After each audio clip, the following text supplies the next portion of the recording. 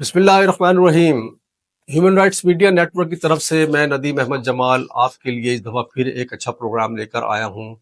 ہمارے پروگرام کا موضوع اس وقت بہت اہم ہے، جو آپ کے لیے انتہائی فائدہ مند ثابت ہو سکتا ہے، لیکن شرط یہی ہے اس پروگرام کو آپ آخر تک دیکھیے گا۔ پروگرام پسند آئے تو اس کو لائک، شیئر اور سبسکرائب ضرور کیجیے گا۔ اب ہم اپنے پروگرام کی طرف آتے ہیں۔ سال 2024 پاکستان میں خواتین کے خلاف ہونے والے سلوک نے رونگٹے کھڑے کر دیے۔ ملک بھر میں 24,000 افراد اغوا، 5,000 خواتین ان میں شامل جن سے زیادتی کی گئی، اور غیرت کے نام پر 547 قتل کیے گئے۔ عصمت دری میں پنجاب میں 4,641، سندھ میں 243، خیبر پختونخوا میں 258، بلوچستان میں 21، اور اسلام آباد میں جو ایک مختصر رقبے پر حامل کیپٹل ہے 176 کیسز ہوئے۔ یہ رپورٹ جاری کی ہے پائیدار سماجی ترقی تنظیم SSDO نے اپنی تازہ ترین رپورٹ بعنوان پاکستان میں صنفی بنیاد پر تشدد کا جائزہ 2024 میں انہوں نے کہا ہے کہ پنجاب، سندھ، خیبر پختونخوا، بلوچستان اور اسلام آباد میں عصمت دری، غیرت کے نام پر قتل، اغوا اور گھریلو تشدد کے کیسز کا تجزیہ پیش کیا گیا ہے۔ رپورٹ میں صنفی بنیاد پر تشدد کے بڑھتے ہوئے واقعات اور انتہائی کم سزا کی شرح کو اجاگر کرتے ہوئے قانون نافذ کرنے والے اداروں اور عدالت نظام میں فوری اصلاحات کی ضرورت پر زور دیا گیا ہے۔ جی ویورز، پروگرام کا ایک حصہ آپ سن چکے ہیں۔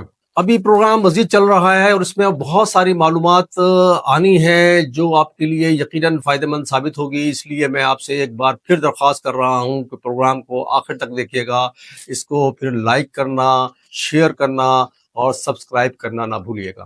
رپورٹ کے مطابق سال 2024 میں ملک بھر میں صنفی بنیاد پر تشدد کے 32,617 کیسز رپورٹ ہوئے۔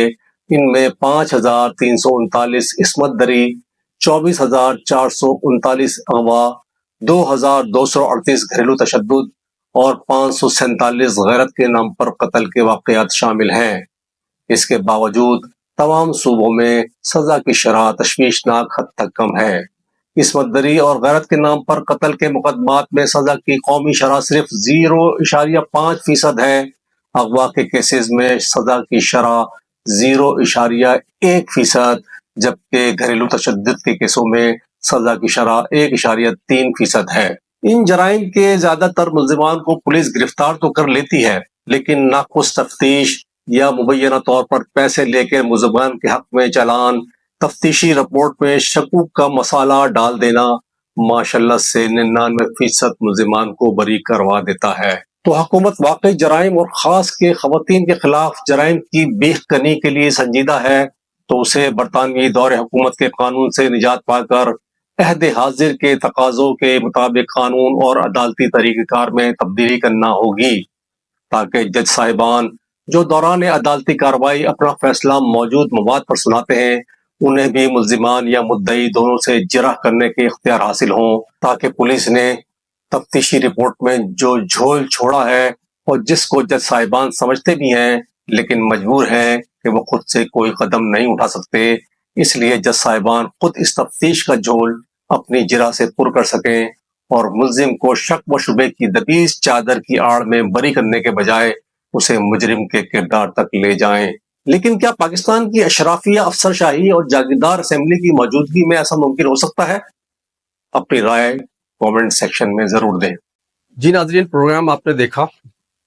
اب آخر میں آپ سے عرض یہ ہے کہ یہ پروگرام میں یقیناً آپ کو اہم معلومات ملی ہوں گی، لیکن اس کے باوجود بھی آپ کے ذہن میں اگر کوئی سوال اٹھتا ہے تو آپ کامنٹ سیکشن میں جا کر بھی پوچھ سکتے ہیں۔ اس کے علاوہ اسکرین پہ میرا سیل نمبر آ رہا ہوگا، آپ وہاں پر بھی کال کر کے مجھ سے معلومات لے سکتے ہیں۔